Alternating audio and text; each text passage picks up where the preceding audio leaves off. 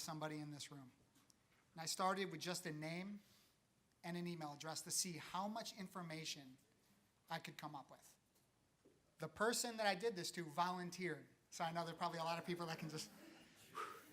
yeah, right. So, the biggest thing that I want everybody to take away, thank you, I appreciate it, is just be aware of what's out there and maybe be aware of the privacy habits or lack of privacy that I think a lot of us have, unfortunately, in today's connected economy, the way we operate, the way we communicate. Change can be so hard. We heard presentations this morning about GDPR being rolled out in 2016. 2018, companies still weren't ready. One of the risk management tracks this morning that David Snow had talked about, somebody who experienced identity theft. And they just said how much it hurt and how gut-wrenching it was to go through the whole experience. And the problem is we don't make changes until it becomes that big of a problem, until it becomes something we're forced to deal with. So I want to tell a real quick change story. It's not a business change story or a leadership change story. It's about a son and a dad. How many parents do we have in here? Okay, I have 5 kids myself. So speaking of giving away privacy. But this story was about a father who came home from work one day. And as he was walking past his son's room to go to his room to change, something caught his attention. He took a peek in the room and everything was spotless. Everything was picked up. The bed was perfectly made. He took a step closer inside the room and he saw a card sitting against the pillow and his heart dropped. He saw the card that said Dad on it. He picked it up and he opened it up and this letter was in there. It says, "Dear Dad, it is with great regret and sorrow that I'm writing you. I had to elope with my new girlfriend because I wanted to avoid a scene with Mom and you. I've been finding real passion with Stacy, and she is so nice. However, I knew you would not approve of her because of her piercings, tattoos, and tight motorcycle clothes. Also, she is much older than me. But it's not only the passion, Dad. She's pregnant. She said that we'll be very happy. She owns a trailer in the woods and has a stack of firewood for the whole winter. We share a dream of having many more children. Stacy has opened my eyes to the fact that marijuana doesn't really hurt anyone. We will be growing it for ourselves and trading it with other people in the commune for all the ecstasy that we want. In the meantime, we'll pray that science will find a cure for all the sores popping up in strange places so Stacy can get better. She sure deserves it. Don't worry, Dad. I'm 15, and I know how to take care of myself. Someday, I'm sure we'll be back to visit so that you can get to know your many grandchildren. Love, your son. P.S. Dad, none of the above is true. I'm over at Jason's house. I just wanted to remind you that there are worse things in life than the school report card that's on the kitchen table. Call when it's safe to come home." So he changed his approach with how he was going to break the bad news to his father about what his report card looks like. We have to change. We have to change our approach to how we're looking at our privacy, to how our information is being shared in places we may not even realize. So what I did, and Joe, please just raise your hand. I greatly appreciate what you did, you volunteering.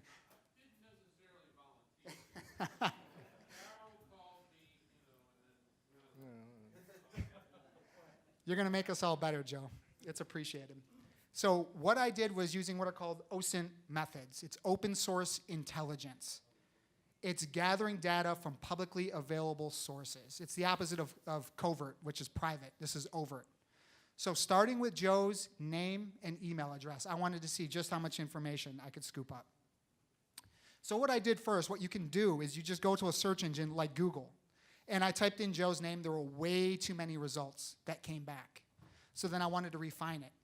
With a search engine, you can have very focused and pointed searches if you put quotation marks around the exact words that you're looking for.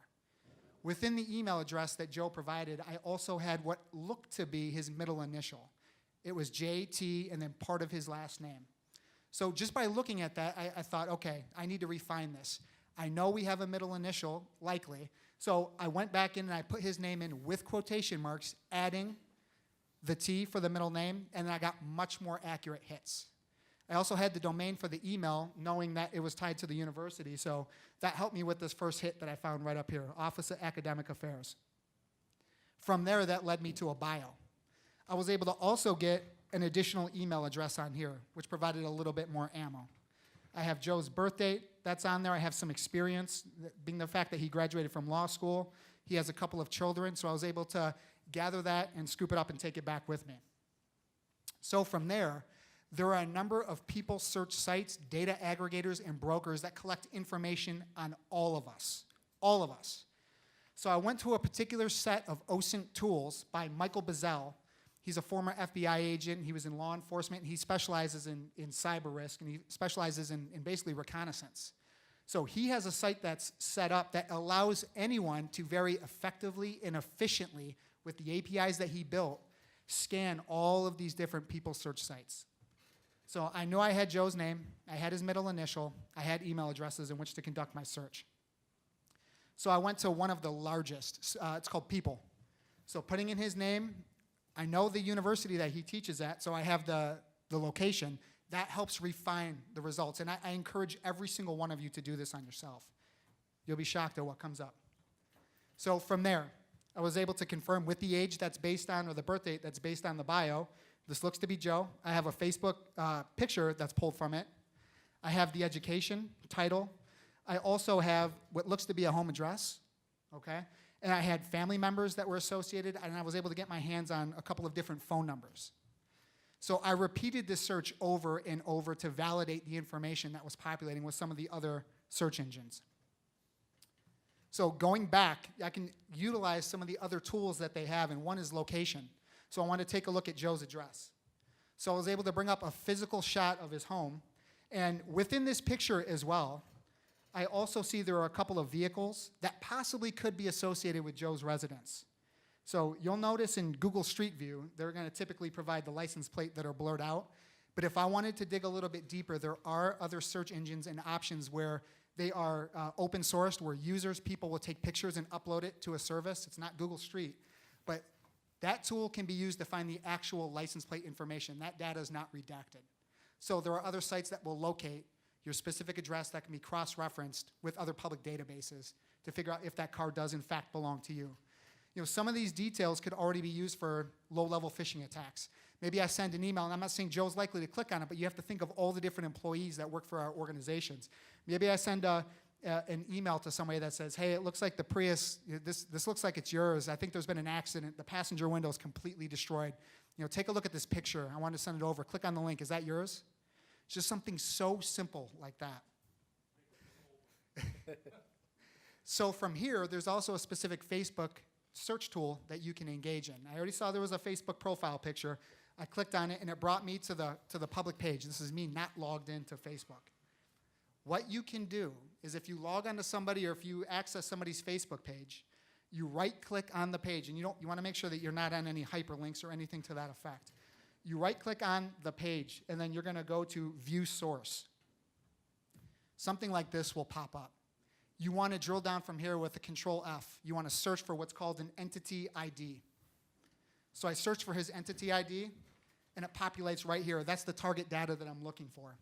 With that information, I can go back and do specific searches based on places that have been visited, apps that are used, videos that you're tagged on, friends that you have, photos that you've commented on, videos that you've uploaded. It allows me to dig very deep into a specific person's profile. Even if you have yours set to private, I can still use this to search for other things that you may have been tagged in, or things that you have liked, or things that you have commented on that will come up publicly available. So these are very focused searches that can be conducted with that entity ID. And if you have a Facebook, we all have it. So there are people that search for these things, just as I did. I was able to find an amazing picture. Joe took a trip to Morocco in 2012. And I truly thought this was an awesome picture that you had up there. But I was able, and Joe, and I truly appreciate you allowing this type of access. Because I was able to go in, and from there, I was able to identify you had 2 children, 1 son, 1 daughter. I was able to find their specific information. I looked through their Facebook pages. I extracted their phone numbers as well. So the more that you can collect on somebody, the more effective, the more useful, and the more trust you can build in executing a phishing attack. I also did another very specific search as well, just to further verify the address, as well as any other information I was trying to locate. So again, a very specific search using quotation marks. I'm looking for a very specific file type. I'm looking for any PDF documents. So if you do file type, you can enter PDF, or you can put document, PowerPoint, whatever it is, and it will directly look for any of those documents that are associated with a target's name. So I was able to find something from 2012 that further verified his address. that was tied to the Louisiana State Senate. I also went to this tool called Spy Dialer, and I was able to extract the voice recordings of his wife, of his son, and of his daughter. So I was able to, and there's always no guarantee, but this tool should access that person's cell phone and extract the voicemail recording that they have without their phone ringing. Sometimes it does ring, but the majority of the time it doesn't. So I was able to pull an actual audio file and listen to the voicemail recordings just to further verify its biometric information, voice information, and it verifies the validity that that cell phone does in fact belong to them.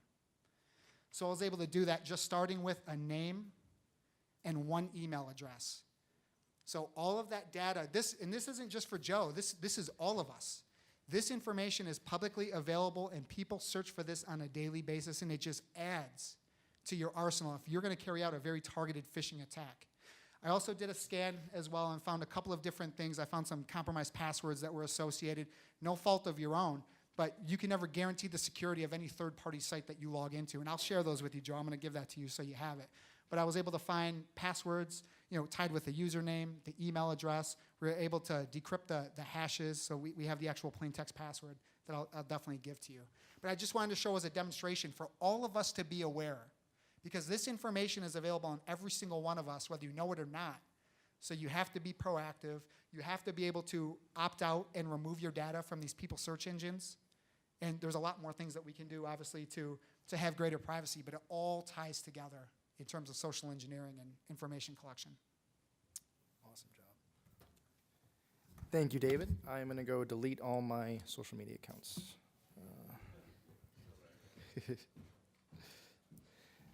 Okay, so that was really scary, right?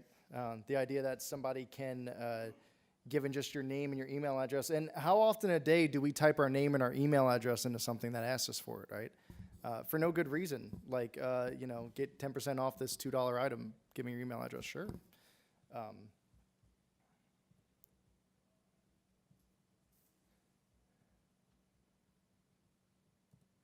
So David talked about social engineering and how somebody given minimal information about you can find out a lot of information about you and target you and things like that. What I'm going to talk about is how easy it is to find information about the things you own, vulnerabilities you may not know that you have, and what people can do with that information. This is something used to be called Viking IP, but this is showing live attacks across the globe right now. There's over 1 million cyber attacks every day, and these may not be big deals. This could be somebody in a basement just playing around with a new tool they Googled, and or it could be government-on-government attacks, anything like that. We've heard about a lot of those today, right? Where's my mouse? So I'm going to start off, much like David used free tools, I'm also using a free tool. Has anybody here ever heard of Shodan? David's heard of Shodan, of course he has. Shodan did not start off as a scary website by nature. Shodan's a giant port scanner. That basically means it's just sending out pings across the internet to try to find devices that are open that can be connected to nifty information, and it's a great way to check yourself. But there's, as you can see, I just clicked Shodan. I created a free account just now. I've never used this before. We're going to pretend like I have no idea what I'm doing. And I'm just going to click on some cool stuff. So webcams, that's pretty nifty. This is a list of server SQ webcams. We're just going to do webcam. I'll explain why that took so long. There we go. So we have 5,000 open webcams right now. I can drill down into the United States. I'm not going to click any of these and view them, but I assure you, you will see a preview of pictures. These can be cameras from inside of people's homes. In doing my research, I clicked on one and watched a family eat dinner. It was very creepy. Some of them are people's backyards, their home security system. I'm sure David's seen some creepy stuff on there too. This is really cool, right? So somebody like me who's a techie, and by the way, I'm not a hacker. I'm not a any kind of black hat or anything like that. I'm just a techie who really finds this stuff cool, right? I want to log in and see what I can find on the internet. If I'm playing around on here and I say, yeah, that's cool, webcams, that's nifty. What else could I get into? I wonder what has easy passwords. I bet if I search for something like password 1234, there's probably not going to be that much stuff, right? Password 1234, 17,000, okay, 10,000, 2,000 in the United States. These are things that are on the internet right now, and the password's 1234, and it says on the item when you click on it, hey, my password's 1234. Kind of sketchy. Well, that was interesting. So maybe you could use this and actually connect to things. I'm not a hacker. I don't know how to like break into stuff, but I do know how to log into a computer. So I wonder if people keep their remote desktop open. And I know that remote desktop runs over port 3389. I also don't know how to use numlock. Okay, so, yeah, okay. Well, there's 3 million RDP connections in the world right now. I can click on them. We're going to drill down a little bit. Let's check out the United States.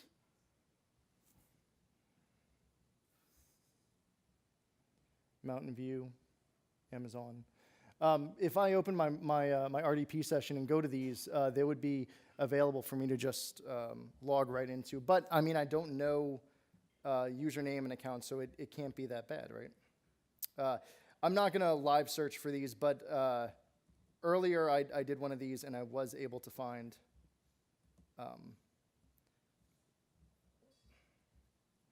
one that I could click on, and this took me to an RDP of somebody's server. I don't know. But I can see their usernames because, as you know, as soon as you log into RDP, unless you're blocking this, it shows you a user of whoever you can to log in. So now that I know how Shodan works, maybe I can figure out what this IME company is, or somebody who works there, right?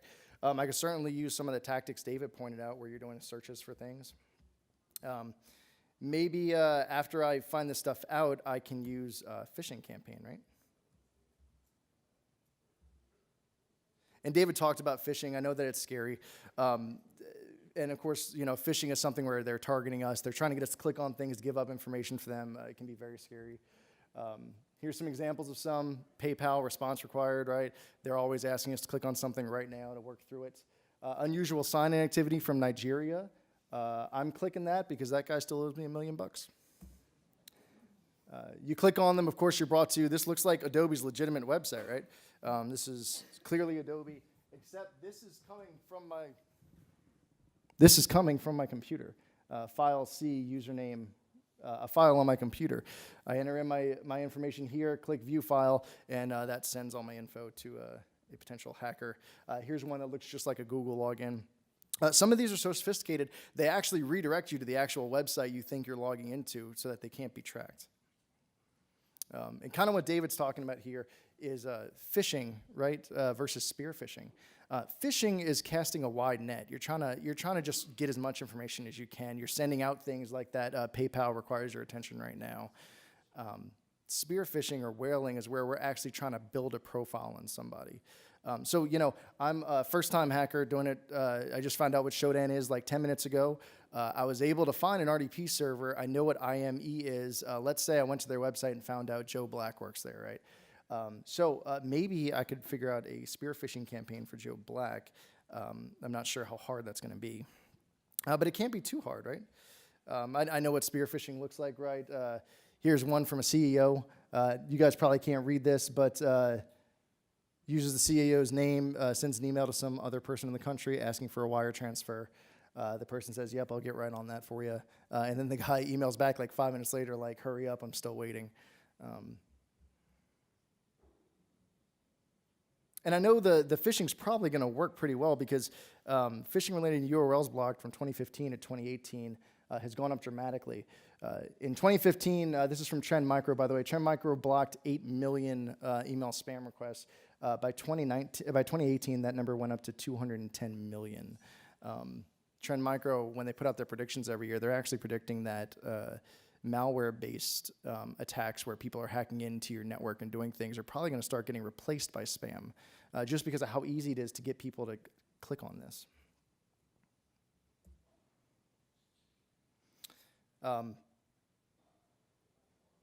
So here's a little more. 1 in 6 emails received by each user contain malware in 2018 when it comes to mid-sized businesses. Again, that number just keeps growing and growing. So if I'm, first-time hacker, I know Joe Black works at this company, I know how to get into his server, I'm going to make this this phishing campaign for him. What else could I do? Well, I could use it to send malware too, right? Get into him. When I get on the server, what am I going to do? Well, it'd be really cool if I could put some kind of virus on there, right? Like those cool guys on TV, except I don't really know how to use a virus. Luckily, I can just buy them. There's 2 viruses in particular that CommTech has had a lot of experience with in this area, those being Emotet and TrickBot. These started off as banking Trojans, and the whole point that they're there is to collect your information from you, right? So these people like me, the first-time hacker who just found out what Shodan is, gets a little bit of information. They start Googling how to get into other stuff. They discover what Emotet is. They find out that TrickBot is really good at delivering payloads. You can purchase it for like 1 Bitcoin, probably way less than that. Put it on a Windows 7 machine. It uses that eternal blue vulnerability we talked about earlier. It's module-based, so I can pick and choose what I want it to do. I don't want it to do ransomware. I just want it to collect a bunch of contacts, maybe get some passwords, get some bank account information. It's going to continuously reinfect itself. Scary stuff, right? Again, I don't have to write it. I can just go buy it. And that'd be a big deal, right? The average cost of downtime related to ransomware is $46,000 for a small business. This goes up into the millions for large enterprise businesses. It's a big deal. So I'm Joe Black, or I'm not Joe Black. I'm a first-time hacker. I'm going to try to get Joe Black's information. I don't really want to put this malware on there, but I know that I could, and it'd be kind of cool. How can I get his information, though? Spear phishing is nifty, but what if he's not going to give me his password?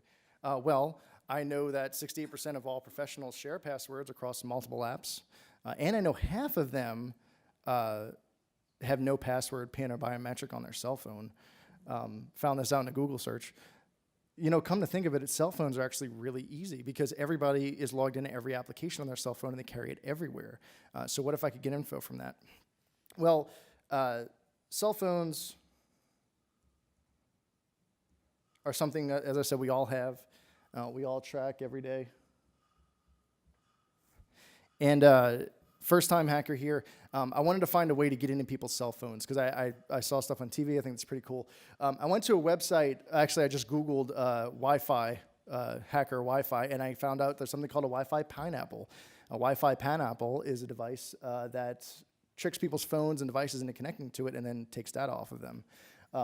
If you Google Wi-Fi pineapple right now, anyone can do it. You will go to wifipineapple.com where you can purchase one of these for $100. It might be like $150. So if I plug this guy in here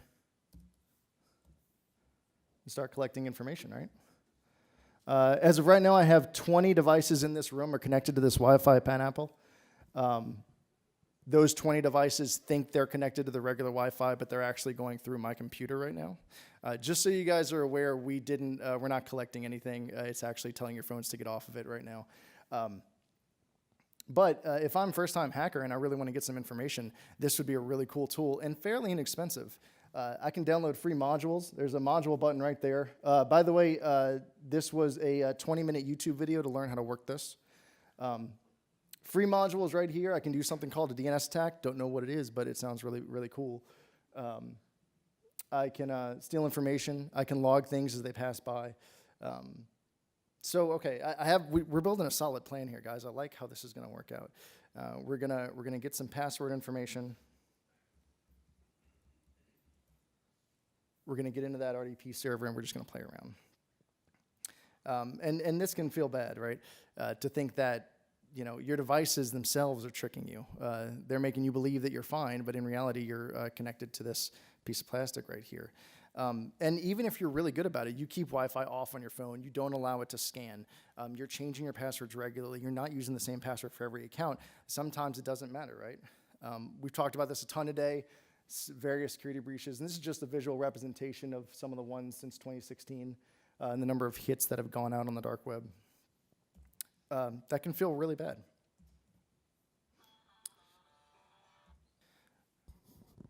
This is how much your credentials are worth to hackers. So somebody like first-time guy over here, buys a little bit of malware or a Wi-Fi pineapple, collects a bunch of information on people. I send it over to something called the dark web, and I'm going to sell it. For how much? Well, $1 to $5 for instant messaging information, $3 maybe for a social media password, $1 for an email, $10 for a dating site. Why? I don't know. And by the way, we wanted to know, if you're wondering, we wanted to know how good everyone in this room is as far as understanding the dark web and what's happening. For those of you that don't know, the dark web is just and I know we've heard it a bunch today, but it's just an unindexed portion of the internet. It's a spot where search engines like Google haven't been there. They're stopped from getting there so that nobody can go on and just type it and wind up on these things. It does take special browsers, special software to get onto it, but it's not very difficult. There's tons of subreddits if you Google that'll teach you exactly how to do this. We went ahead and performed these dark web scans on everyone in this room. David did a very in-depth one on Joe. We were just looking for hits based on the email addresses you guys provided to us when you registered. Pretty good. 35% of you have information for sale on the dark web right now.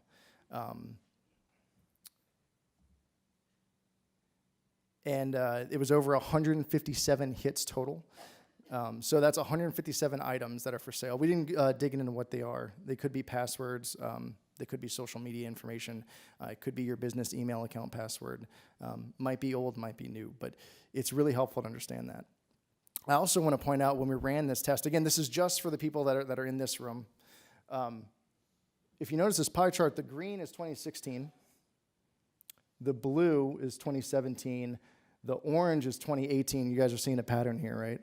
This is happening more and more every year. We ran this 3 months into 2019, and 2019 is already taking a decent chunk of this pie chart. I'm willing to bet if we ran this in December, 2019 would probably be the biggest, right?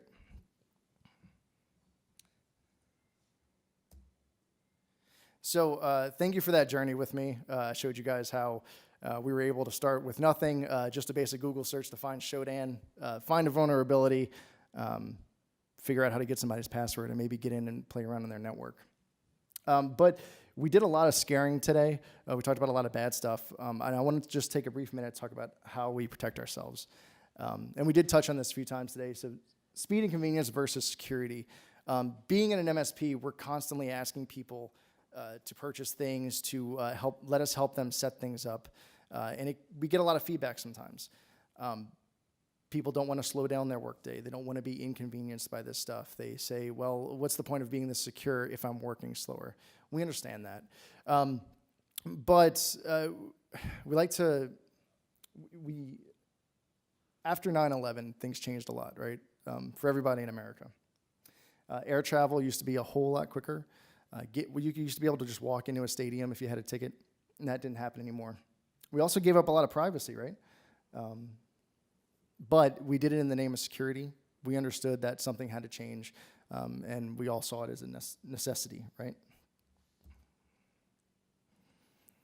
So one of the first things we're going to recommend is a strong password policy.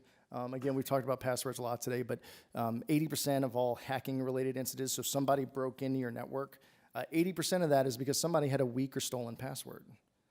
It's really simple, guys. By changing a password, by using complex passwords, by doing this dark web scanning and making sure that your passwords aren't out there, you could prevent 80% of these. That's a pretty big number to me. By the way, that stat comes from Verizon's 10th edition data breach investigation report. Very cool information. Again, this is that dark web monitoring that we talk about. It's a really inexpensive tool. If you're not already doing it, we highly recommend it. Two-factor authentication. I know you guys have probably heard that 120 times today. I'm going to mention it one more time. It's really helpful. It's really important, and it's super simple. Right? I talked about on my panel, for those of you that are here earlier, the best types are multi-factor. They rely on three things: something you know, something you have, and something you are. So I know my password. I have my phone. I am me, meaning I can use biometrics, thumbprint, facial recognition, or whatnot to unlock my phone. Yes, it's possible that it could as well get hacked. As we've said many times today, nothing is impenetrable. But this is going to stop Joe Schmo in his mom's basement who just found out what Shodan is from hacking you. Just because I have your password, I'm going to have no clue how to get past whatever this thing is and give up. Something we haven't talked on much today is antivirus and what good endpoint protection is. We see it a lot of times. We go to a client site that's brand new, and we install our antivirus software on their machines, and we start getting calls a day later talking about how much our antivirus is slowing down their machine, and it's crashing, and stuff's happening, and the machine's not doing anything. And we say, oh, that doesn't make any sense. Our antivirus software is really good, and it's fast. No, it's not. It's not slowing down the machine. All the viruses it's finding are making its machines crash because they don't want to die.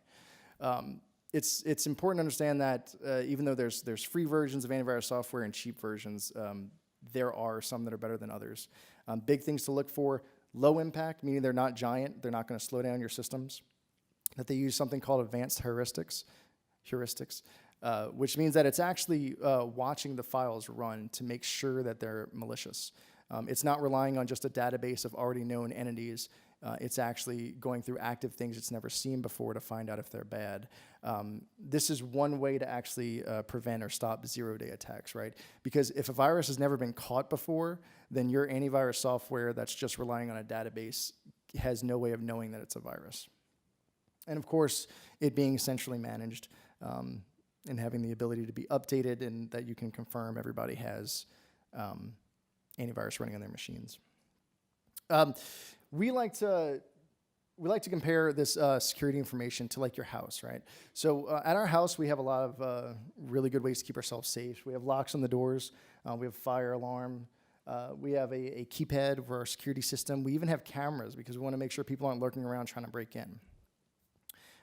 But ultimately, if someone turns off the security camera and leaves the back door open, those aren't doing anything for us, right? Somebody's just going to walk right in and steal grandma's china. That's where security awareness training comes in. 95% of all successful cyber attacks is caused by human error. I thought 80% was a big number, and when I saw this, I realized it's an even bigger number. By the way, this is from IBM's Security Intelligence Index. Security awareness training is a huge deal. Yes, multi-factor is very important. Having increased network security is very important. Having a plan for when these things break down is very important. But ultimately, if you're doing all this, but you're not letting your people know how to protect themselves and how to not let hackers in, then you're going to fail pretty quickly. We talked about security awareness training many times today. The best kinds to look for and the kind that CommTech recommends and provides are ones that are also phishing your people. So the security awareness program is actually making attacks to send to your own people to see what they're clicking. We know that LinkedIn is something that people click almost all the time. Interestingly, only 7% actually care if we tell them to reset their password. So this is a really good way to train your people on things that they'll actually need it. So in closing, the last thing I just wanted to say is I wanted to remind everybody that cybersecurity is a journey and not a destination. There isn't an exact spot that you're going to get to, and when you get there, we're all going to be like, all right, good news, guys. You're now cyber secure. It's just not going to happen. Unfortunately, if I gave this talk again 1 year from today, all the information would be different. All the numbers would have changed, and there'd be 3 more new, really scary attacks that I'd be talking about, as well as some new way to find out who you are and how to get to you. So it's really important to stay up to date with this stuff, and I hope everybody goes back to their businesses and has something they can take away with all this information. Is there any questions?